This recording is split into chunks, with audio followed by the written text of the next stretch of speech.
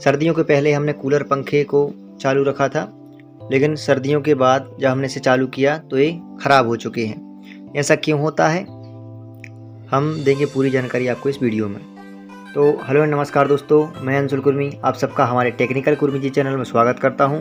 दोस्तों, हमारे एक भाई का मैसेज आया था कि भाई हमने हमारे कूलर पंखे को बिल्कुल चालू हालत में वर्किंग कंडीशन में सर्दियों के पहले बंद करके रखा था, लेकिन सर्दियों के बाद जब हमने इनको चालू किया है तो मैकेनिक को दिखाने के बाद मैकेनिक ने बोला कि ये सब फूक चुके हैं या ख़राब हो चुके हैं। तो ऐसा क्यों होता है, किस कारण से हो सकता है और हम इन्हें ख़राब होने से कैसे बचा सकते हैं, है ना। तो दोस्तों, सबसे पहले हम बात करेंगे हमारे कूलर की मोटर की और सीलिंग फैन की। तो दोस्तों, अभी तक अगर आपने हमारे चैनल को सब्सक्राइब नहीं किया है तो जल्दी से कर दीजिए, वीडियो को लाइक कर दीजिए, हम आपको देंगे पूरी जानकारी इस वीडियो में।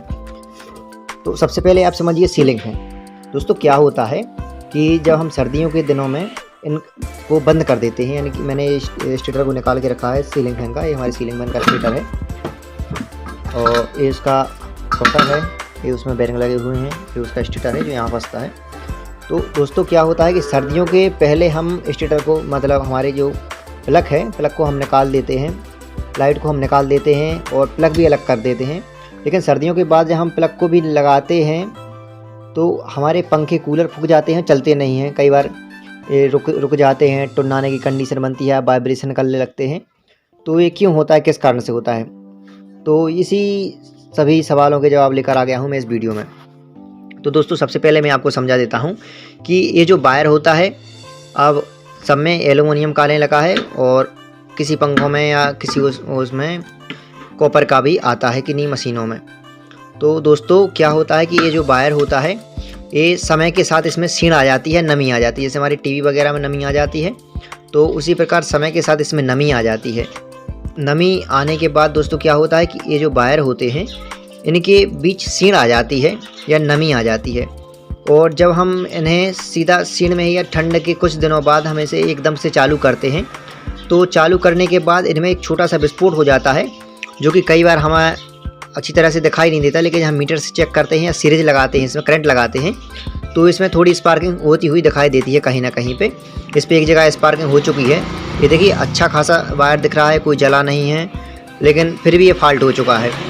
तो दोस्तों, सबसे पहला तो कारण यही है कि नमी से बचाना है। अब नमी से बचाने के लिए दोस्तों आप एक उपाय कर सकते हैं, या तो इसकी पंखियाँ खोल दें आप और पूरी सर्दियाँ इसे चलने दें, पहली कंडीशन है।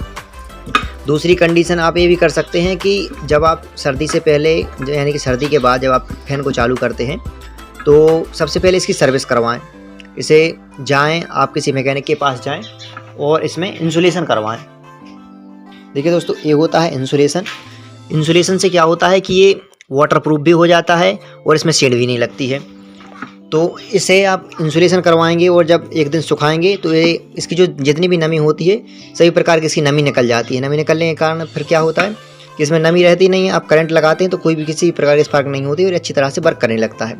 ये हो गई हमारी पहली कंडीशन, जो कि मुख्यतः थी। तो दूसरी कंडीशन क्या होती है कि हमारे जो बेरिंग रहते हैं, ये हमारे बेरिंग कई बार जाम हो जाते हैं, क्योंकि ये बहुत दिन तक रखे रहते हैं, तो इनके बीच जंग लग जाती है, बहुत दिन चलते नहीं है। तो देखिए, जैसे ये जाम हो चुका है पूरी तरह से, बस इतना हिल रहा है। तो जाम होने के कारण हम इसे चालू कर देते हैं और कुछ देर ध्यान नहीं देते, तो कुछ ही देर बाद इसकी स्टार्टिंग जल जाती है। जो अंदर वाली होती है स्टार्टिंग कॉइल होती है, ये जल जाती है, वहाँ पंखा फूक जाता है। तो दोस्तों, इसका भी आपको खास ध्यान रखना है कि आपकी कहीं बेरिंग ख़राब तो नहीं हो गए, क्योंकि बेरिंग ख़राब हो जाते हैं और हमारी बाइंडिंग अच्छी रहती है, लेकिन उस चक्कर में हम पंखे को खुलवा लेते हैं, इसके पेपर झड़ जाते हैं और पेपर फूक जाता है। तो दोस्तों, ये मैंने समझाया आपको सीलिंग फैन का। अब मैं बताता हूँ आपको कूलर मोटर का। देखिए दोस्तों, ये हमारे कूलर मोटर है जो कि एडजस्ट है, और ये हमारे पास कूलर मोटर का स्टेटर है। इसकी कंडीशन ही बिल्कुल सेम इसी की तरह है और इसकी कंडीशन भी इसी तरह है। इस वायर में जहाँ सीड लगेगी, नमी आएगी, आप प्लग लगाएंगे, सीधा फॉल्ट होगा। इसमें कोई संदेह नहीं है कि फॉल्ट नहीं होगा। 1% ऐसा चांस है कोई अगर पंखा या कूलर है कि उसमें नमी ना आई हो। बाकी जो आपके मिनिमम 50% सीलिंग फैन या कूलर मोटर होती हैं। देखिए, कूलर में रहता है पानी का काम, क्योंकि उसमें पंप रेगुलर चलता रहता है, पानी ऊपर नीचे जाता है तो वैसे ही सीड रहती है। तो सीलिंग फैन में तो थोड़ा बच भी जाएगा, लेकिन कूलर मोटर इस कारण से नहीं बचती है। तो आपको खास ध्यान रखना है कि सबसे पहले आपको कूलर की, पंखे की सबकी सर्विस करवानी है, उसके बाद ही इसको चालू करवाना है।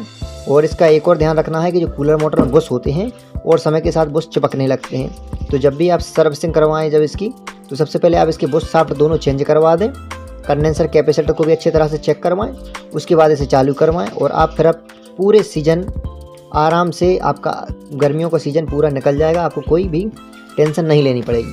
बस एक जो हमारा टेबल फैन होता है, इसमें एक कंडीशन और बनती है अलग से, इसमें नमी तो आती है, इसमें वो शाफ्ट भी होते हैं, आप उसे ऑयल ग्रीसिंग करवा लें। जो अगर उसमें बेरिंग है तो ग्रीसिंग होगी और बुश है तो ऑयलिंग होगी। इसमें एक और कंडीशन आती है कि इसके अंदर एक प्लेट लगी होती है जो हमारा स्विच रहता है।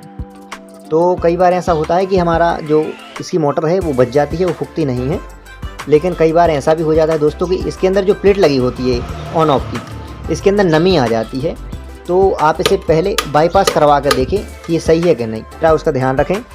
और ये जो आप वीडियो मैंने आपको प्रोवाइड की है, आपकी जानकारी के लिए की है कि आप लोगों की थोड़ी सहायता हो सके।